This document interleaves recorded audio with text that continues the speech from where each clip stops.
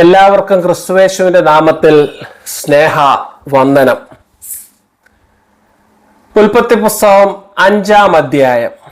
ആദാമിന്റെ സന്തതികൾ, the children of Adam and of course eve. ദൈവം തന്റെ സ്വരൂപത്തിൽ ആണും പെണ്ണുമായി മനുഷ്യനെ സൃഷ്ടിച്ചു. ആദാമിന്റെ സന്തതികൾ ഭൂമിയെ അവകാശമാക്കി. ഹാബേലിന്റെ മരണത്തിന് ശേഷം, കയീൻ ഹാബേലിനെ കൊന്നതിന് ശേഷം, ആദമിന് തന്റെ സ്വന്തം സ്വരൂപത്തിൽ ലഭിച്ച സന്തതിയാണ് ഷേത്ത്. ഷേത്തിന്റെ മകൻ എനോഷ്, എനോഷിന്റെ മകൻ കേനാൻ, കേനാന്റെ മകൻ മഹലലേൽ, മഹലലിന്റെ മകൻ യാരേത്ത്. വേറെ മക്കളൊക്കെ ഉണ്ട്. ഇത് മെയിൽ ലൈൻ ഓഫ് ഡിസെന്റ് ആണ്. ആൻസിസ്ട്രി ട്രേസ് ചെയ്യുന്ന പഴയ ഒരു സമ്പ്രദായമാണ്. അപ്പനിൽ നിന്നും മൂത്ത മകനാണ് സ്വാഭാവികമായിട്ടും അത് വരുന്നത്. പിന്നെ ചില കേസുകളിൽ വേറെ മക്കളും വരുന്നതാണ്. ഇവിടൊക്കെ വളരെ ഇന്നസെന്റ് ക്വസ്റ്റ്യൻസ് എന്നൊക്കെ വേണേ പറയാം.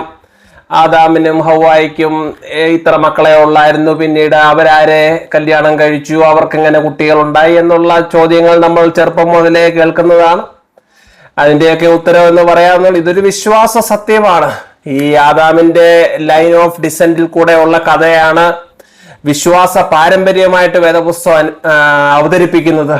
എന്നാൽ ഹ്യൂമൻ പോപ്പുലേഷൻ, ഹ്യൂമൻ ഡെമോഗ്രഫി വേറെ പല സ്ഥലങ്ങളിലും ഒറിജിൻ ചെയ്തതായിട്ട് സയൻസിന്റെ ഒരു കണ്ടുപിടുത്തമുണ്ട്. ആഫ്രിക്കയെ തുടങ്ങി ലോകത്തിലെ എല്ലാ വൻകരകളിലേക്കും പടർന്നു പന്തലിച്ച ഒരു ഹ്യൂമൻ ഡെമോഗ്രഫിയുടെ സ്പ്രെഡ്, അത് സയന്റിഫിക്കലി പ്രൂവ്ഡ് ആണ്. അത് രണ്ടുകൂടെ ഒരു വിശ്വാസത്തിന്റെ പാരമ്പര്യത്തിൽ ഒന്ന് സിങ്ക്രണൈസ് ചെയ്ത് പോകണം. നമ്മളുടെ ഈ ഒരു അറ്റംപ്റ്റ് തന്നെ സ്റ്റോറി ഓഫ് സിവിലൈസേഷൻ, സെക്യുലർ ഹിസ്റ്ററിയും the story of the Bible, faith ഹിസ്റ്ററിയും തമ്മിലുള്ള പ്രശ്നമൊന്നും വേണ്ട. നമുക്ക് പ്രശ്നം ഉണ്ടാക്കേണ്ട കാര്യമില്ലല്ലോ. നമുക്ക് ഒരുമിച്ച് മുന്നോട്ട് പോകാം. ദൈവം തന്ന അറിവിന്റെ വെളിച്ചത്തിലാണ്. അങ്ങനെ യാരേദിന് ശേഷം ദൈവത്തോടൊപ്പം നടന്ന, മരണം കാണാതെ ദൈവമെടുത്ത ഹാനോക്ക് ജന്മമെടുത്തു. ഹാനോക്കിന്റെ പുത്രൻ മെതുശലേഹ്, മെതുശലേഹിന്റെ മകൻ ലാമേക്ക്. അങ്ങനെ ഇത്രയും തലമുറയായിരിക്കുകയാണ്. ലാമേക്കിന്റെ മകനാണ് നോഹ. അതുകൊണ്ട് ആദാമിന്റെ സന്തതികൾ ആദം തൊട്ട് നോഹ വരെയുള്ള ഒരു വിവരണമാണ് 5-ാം അധ്യായത്തിലെ പ്രധാന വിഷയം എന്ന് പറയുന്നത്.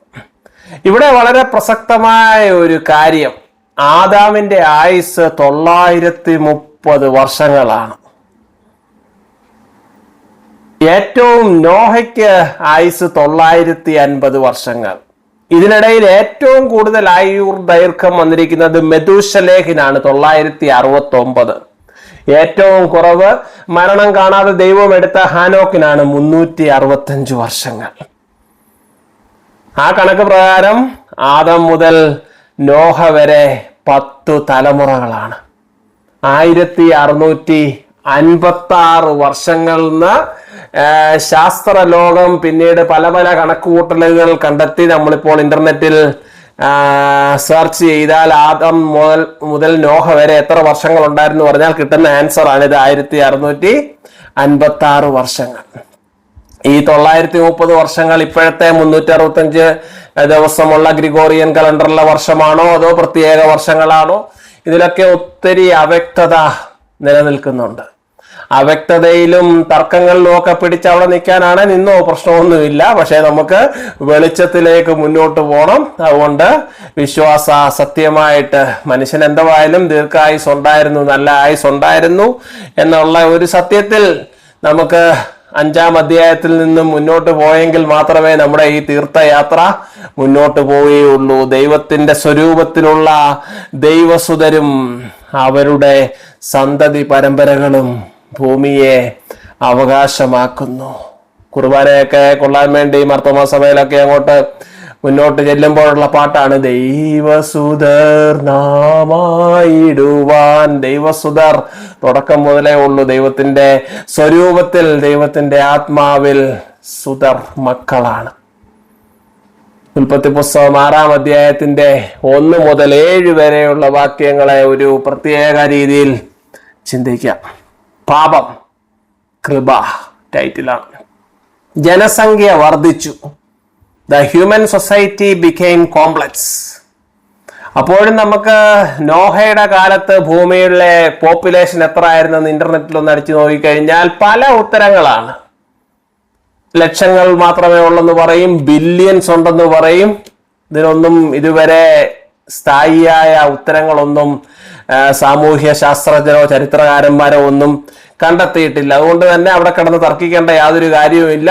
നമുക്ക് വിശ്വാസത്തിന്റെ ക്രക്സ് എടുത്ത് മുന്നോട്ട് പോകാം. ദൈവത്തിന്റെ പുത്രന്മാർ, ദൈവസുതർ, സുന്ദരിമാരായ മനുഷ്യപുത്രിമാരെ ഭാര്യമാരാക്കി എന്ന വളരെ കൗതുകകരമായൊരു പ്രസ്താവനയുണ്ട്. ദൈവത്തിന്റെ പുത്രന്മാർ സുന്ദരിമാരായ മനുഷ്യപുത്രിമാരെ ഭാര്യമാരാക്കി. അവിടെയും ക്ലാരിറ്റി ഇല്ല. മല്ലന്മാർ, വീരന്മാർ, കീർത്തിപ്പെട്ടവർ എന്നിങ്ങനെ സമൂഹം സങ്കീർണമായി. പോപ്പുലേഷൻ കൂടുകയാണ്. സ്ട്രാറ്റിഫിക്കേഷൻ ഓഫ് സൊസൈറ്റി എന്ന് പറയും. വിവിധ ജോലികൾ, കഴിഞ്ഞ അധ്യായത്തിൽ പറഞ്ഞതുപോലെ പശുപാലകർ ഉണ്ടായി, മെറ്റൽ വർക്കേഴ്സ് ഉണ്ടായി. അങ്ങനെ താമസിയാതെ തന്നെ മല്ലന്മാരുണ്ടാകും, യുദ്ധവീരന്മാരുണ്ടാകും. ഈ ഗോത്രങ്ങൾ, ഫാമിലി, ക്ലാൻസ് ഇതെല്ലാം വരുമ്പോൾ മറ്റുള്ളവരുമായിട്ട് ചെറിയ തോതിലുള്ള വഴക്കുകൾ ഉണ്ടാകും. അപ്പോൾ ഗോത്ര തലവന്മാര് വരും, പടനായകന്മാര് വരും. അങ്ങനെ ചെറിയ തോതിലുള്ള യുദ്ധങ്ങളുടെയൊക്കെ സമയം ആയിരിക്കുകയാണ്. പാപം പെരുകി. ദൈവം മനുഷ്യനെ സൃഷ്ടിച്ചതിൽ ദുഃഖിച്ചു, അനുതപിച്ചു. എന്താ കാര്യം?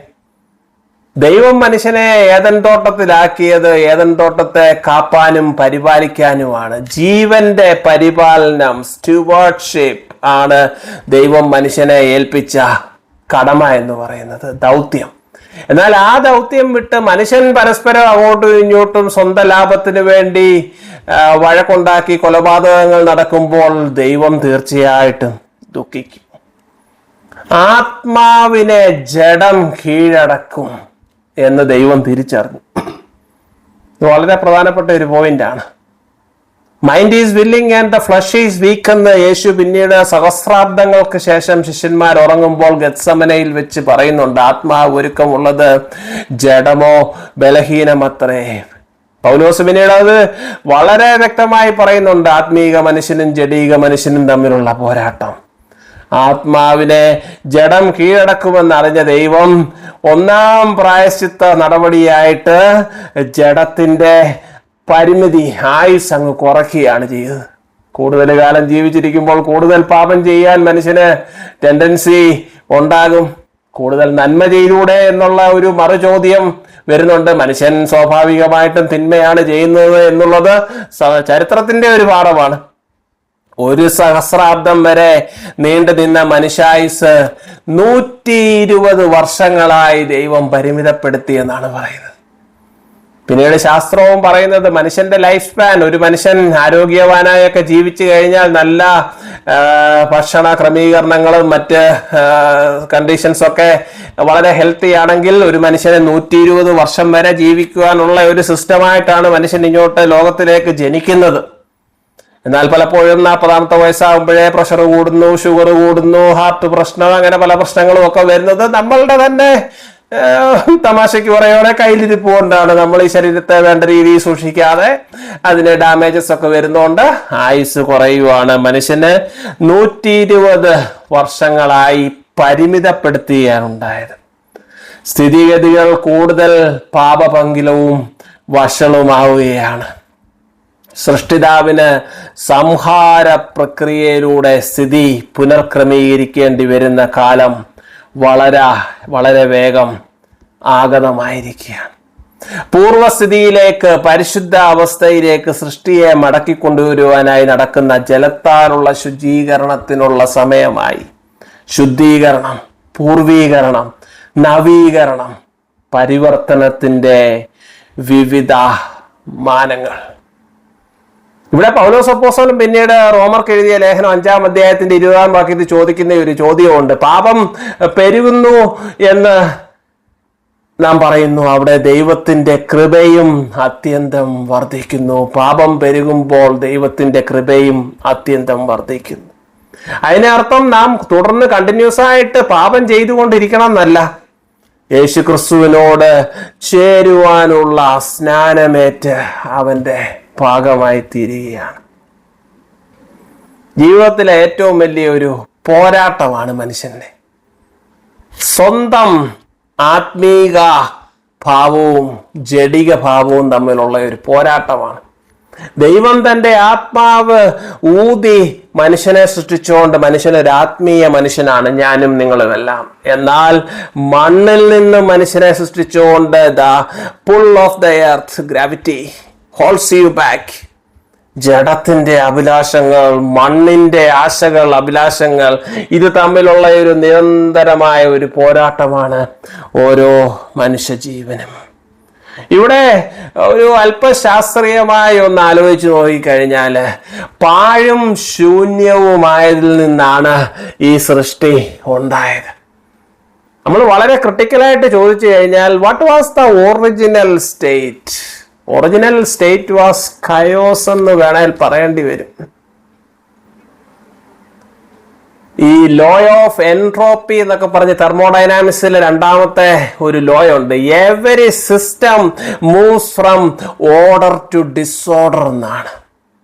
ഇത് ഈ പ്രപഞ്ചമാകുന്ന സിസ്റ്റത്തിനും അതിലെ ഓരോ സബ് സിസ്റ്റത്തിനും ആപ്ലിക്കബിൾ ആണ്. Every system moves from order to disorder. ഇതിന് വളരെ ചെറിയൊരു റിയൽ ലൈഫ് ഉദാഹരണം പറഞ്ഞു കഴിഞ്ഞാൽ, ഈ സ്കൂളൊക്കെ തുറക്കുന്ന ദിവസം ജൂൺ മാസത്തിൽ ട്രഡീഷണൽ ആയിട്ട് കേരളത്തിൽ സ്കൂളൊക്കെ തുറക്കുമ്പോൾ കുട്ടികൾക്കൊക്കെ അറിയാം, ഈ നമ്മൾ മെയ് പകുതിയൊക്കെ ആകുമ്പോഴത്തേന് പുതിയ അധ്യയന വർഷത്തേനായിട്ടുള്ള ഒരുക്കം തുടങ്ങും. നമ്മൾ നല്ലതുപോലെ പുസ്തകങ്ങളൊക്കെ വാങ്ങിച്ച് നല്ല ബ്രൗൺ പേപ്പറൊക്കെ ഇട്ട് പൊതിഞ്ഞ് പേരൊക്കെ എഴുതി സെലോ ടേപ്പൊക്കെ ഇട്ട് ഒട്ടിച്ച് അത് കഴിഞ്ഞ് നമ്മളുടെ സ്റ്റഡി ടേബിളൊക്കെ ഒന്ന് സെറ്റ് ചെയ്ത്, അപ്പോൾ ഈ ഏപ്രിൽ മെയ് മാസങ്ങളിൽ അത് കയോസ് ആയിരുന്നു. അവിടെ കളിയെല്ലാം കഴിഞ്ഞ് ആ കയോസിൽ നിന്ന് നമ്മളൊരു ഓർഡർ എടുക്കുകയാണ്, ഒരു ഓർഡർലി സിസ്റ്റം കൊണ്ടുവരികയാണ്. ശൂന്യമായതിൽ നിന്നും ദൈവം സൃഷ്ടി നടത്തിയതുപോലെ. അങ്ങനെ ജൂൺ 1-ാം തീയതി വന്നു. നമ്മൾ ആദ്യത്തെ ദിവസം സ്കൂളിലൊക്കെ പോയി. അന്ന് പഠിക്കുവാൻ ഒരു ടൈം ടേബിൾ ഒക്കെ ഉണ്ട്. വൈകിട്ട് 6 മണി തൊട്ട് 6:35 വരെ സാമൂഹ്യ പാഠം, 6:40 തൊട്ട് 7:10 വരെ ഗണിതശാസ്ത്രം, മാത്സ്, 7:15 മുതൽ 7:50 വരെ സയൻസ്, 7:50 മുതൽ 8:15 വരെ ഭക്ഷണം, വിനോദം. അങ്ങനെ വലിയൊരു ടൈം ടേബിളൊക്കെ നമ്മൾ എഴുതി വളരെ മനോഹരമായിട്ട് കാര്യങ്ങൾ മുന്നോട്ട് പോവുകയാണ്. നമ്മളൊരു മിഷനിലാണ്. പാപമില്ലാത്ത അവസ്ഥയാണ് മിഷൻ എന്ന് പറയുന്നത്. നാം ഒരു ദൗത്യത്തിലാണ്. എന്നാൽ ഒരു 3-4 ദിവസം ഒന്ന് കഴിയട്ടെ, അല്ലെങ്കിൽ ഒരാഴ്ചയൊന്ന് കഴിയട്ടെ, എവിടെ നമ്മളുടെ ടൈം ടേബിൾ? കംപ്ലീറ്റ് നമ്മുടെ സ്റ്റഡി ടേബിളിലെല്ലാം പല രീതിയിലുള്ള ഡിസോർഡറാണ്, അക്രമം, ക്രമമില്ലാത്തതാണ് അക്രമം. അതുകൊണ്ട് മനുഷ്യൻ അല്ലെങ്കിൽ ഏത് സിസ്റ്റവും ക്രമത്തിൽ നിന്ന് അക്രമത്തിലേക്ക് പോവുകയാണ്. അതുകൊണ്ടാണ് സമൂഹത്തിൽ ഓരോ കാലാകാലങ്ങളിൽ ഓരോ സിസ്റ്റത്തിലും കറപ്ഷൻ ഉണ്ടായി വരുന്നത്. സിസ്റ്റത്തിൽ ഒത്തിരി പ്രശ്നങ്ങൾ വരുന്നതിന്റെ പ്രധാനപ്പെട്ട കാര്യം ഇതാണ്. നവീകരണത്തിന്റെയൊക്കെ പ്രസക്തി ഇതാണ്. ഈ പാപവും ദൈവകൃപയും തമ്മിലുള്ള ഒരു ബന്ധമാണ്. മാക്സ് വെബർ എന്ന സോഷ്യോളജിസ്റ്റിന്റെ കരിസ്മാറ്റിക് ലീഡർഷിപ്പ് എന്ന് പറയുന്ന ഒരു പൊളിറ്റിക്കൽ തിയറി ആയിട്ടാണ് അദ്ദേഹം അത് പ്രസന്റ് ചെയ്തെങ്കിൽ പോലും അതിനെ വേറൊരു രീതിയിൽ വിശകലനം ചെയ്തു കഴിഞ്ഞാൽ every system started with a charisma, CHARISMA, ഒരു തേജസ്സിൽ നിന്നാണ് എല്ലാം തുടങ്ങുന്നത്. നാം ക്രിസ്തുമതത്തിനെ എടുക്കുകയാണെങ്കിൽ ന്യായപ്രമാണത്തിൽ നിന്നുള്ള ഒരു വിമോചനം വന്ന് യേശു ക്രിസ്തു എന്ന ചൈതന്യത്തിൽ, തേജസ്സിലാണ് ക്രിസ്തുമതം ആരംഭിച്ചത് 2000 വർഷങ്ങൾക്ക് മുമ്പ്. എന്നാൽ routinisation of the charisma or institutionalisation of the charisma, the physical existence of the charisma is for a short time span only, and Jesus lived only for 30 to 33 years. After that, charisma's physical existence ceases. And naturally ഈ കരിസ്മയിൽ നിന്നും അനുയായികൾ വരും. അനുയായികൾ സംഘടിച്ച് വളരുമ്പോൾ institutionalisation of the charisma is an inevitable part in social evolution. വളരണമെങ്കിൽ സംഘടനയായിട്ടേ വളർന്നിട്ടുള്ളൂ ലോക ചരിത്രത്തിൽ ഏത് പ്രസ്ഥാനവും. അത് വളരെ നല്ല കാര്യമാണ്. എന്നാൽ സംഘടന ആയിട്ട് വളരുമ്പോൾ അനേക നിയമങ്ങൾ, ആചാരങ്ങൾ, കൾട്സ് എല്ലാം ഇതിന്റെ ഭാഗമായിട്ട് മാറും. പിന്നീട് നൂറ്റാണ്ടുകൾ കഴിയുമ്പോൾ തുടങ്ങിയ സമയത്തുണ്ടായ നല്ല നല്ല ആചാരങ്ങളൊക്കെ അനാചാരങ്ങളും ദുരാചാരങ്ങളും ഒക്കെയാവും മാറും. അവിടെയാണ് നീ എന്തിൽ നിന്ന് വീണു, നിന്റെ ആദ്യ സ്നേഹം നഷ്ടപ്പെട്ടു എന്ന ഒരു കുറവ് നിനക്കുണ്ട്. You return to the original pristine purity. 6-ാം അധ്യായത്തിന്റെ ഏറ്റവും പ്രധാനപ്പെട്ട ധ്യാനം ഇതാണ്. പാപം പെരുകുമ്പോൾ പൗലോസ് അപ്പോസ്തലനുമായിട്ട് ചേർത്ത് വായിക്കുമ്പോൾ ദൈവകൃപയും പെരുകും. ദൈവത്തിന് ഇടപെടേണ്ടി വരുന്നു. ശുദ്ധീകരണം, ജലത്താറുള്ള ശുദ്ധീകരണം, going back to the original charisma. നിന്റെ ആദ്യ സ്നേഹം വിട്ടു എന്ന ഒരു കുറവ്. വ്യക്തിപരമായിട്ട് ജീവിതത്തിൽ നമുക്ക് ഒരു നിമിഷം ചിന്തിക്കാം. ഓരോ കാലത്തിലും നമ്മളുടെ കമ്മിറ്റ്മെന്റ്, നമ്മളുടെ സമർപ്പണം, ഓരോ വർഷാവസാനത്തിലും നാം അടുത്ത വർഷവും നമ്മൾ ദൈവത്തിന് വേണ്ടി, യേശുവിന് വേണ്ടി ഒരു പോരാളിയാവും, യേശുവിന് വേണ്ടി സമർപ്പിക്കുന്നു. എന്നാൽ ഈ സമർപ്പണം കാലം നടന്നു കഴിഞ്ഞു പോകുമ്പോൾ, ആഴ്ചകൾ കഴിയുമ്പോൾ, മാസങ്ങൾ കഴിയുമ്പോൾ അതിന് പല പല പ്രശ്നങ്ങൾ വരികയാണ്. കുടുംബജീവിതമൊക്കെ ആരംഭിച്ചപ്പോൾ ഞങ്ങൾ ഒരുമിച്ച് ദൈവത്തോടുകൂടി ജീവിക്കും എന്നെടുത്ത തീരുമാനം, എന്നാൽ അനേക വർഷങ്ങൾ കഴിഞ്ഞപ്പോൾ നിന്റെ ആദ്യ സ്നേഹം വിട്ടുപോയി എന്ന ഒരു കുറവ് നിനക്ക് ഉണ്ട്. അവിടെയാണ് പാപം വരുന്നത്. നിന്റെ കാര്യവിചാരകത്വം, creative intervention in history from every person stops and that is sin. ഏതനിൽ ദൈവം ഏൽപ്പിച്ച കാര്യവിചാരകത്വ ദൗത്യത്തിൽ നിന്ന് മനുഷ്യൻ പോകുമ്പോഴാണ് പാപം. അപ്പോൾ ഭൂമി ശപിക്കപ്പെടും. പിന്നീട് എല്ലാം പാപം മാത്രമേ ഉള്ളൂ. അടുത്ത അധ്യായത്തിൽ അടുത്ത ഒരു ഘട്ടത്തിലേക്ക് കടക്കുകയാണ് വേദപുസ്തകത്തിന്റെ ചരിത്രത്തിൽ. യഹോവ ശപിച്ച ഭൂമിയിൽ മനുഷ്യകരങ്ങളുടെ പ്രയത്നത്താൽ ആശ്വാസം ലഭിക്കും എന്ന പ്രത്യാശയിൽ ലാമെക്ക് തന്റെ മകനെ നോഹ എന്ന് വിളിച്ചു. നോഹ ദൈവകൃപ ഉള്ളവനായിരുന്നു. അന്ധകാരം വർദ്ധിക്കും തോറും നിന്നിലെ പ്രകാശം കൂടുതൽ ശോഭിക്കുമെന്നുള്ള കാര്യം മറക്കരുത്. ദൈവത്തിലേക്ക് മടങ്ങിപ്പോവുക. പാപം പെരുകിയ സ്ഥാനത്ത് കൃപയും ഏറ്റം പെരുകിയതാശ്ചര്യമേ. പാപിയിൽ പ്രധാനിയായിരുന്ന ഞാനും സ്നേഹത്തിൻ പുത്രന്റെ രാജ്യത്തില. പാപിയിൽ പ്രധാനിയായിരുന്ന ഞാനും ദൈവത്തിൻ പുത്രന്റെ രാജ്യത്തിലായി.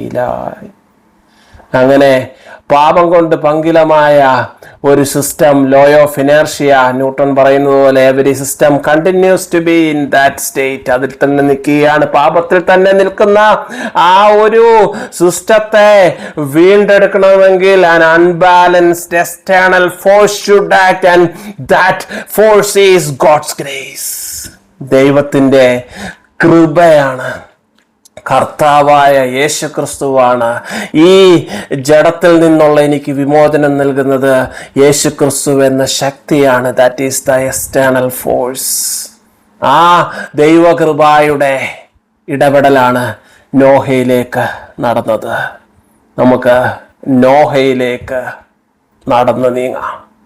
ആമേൻ.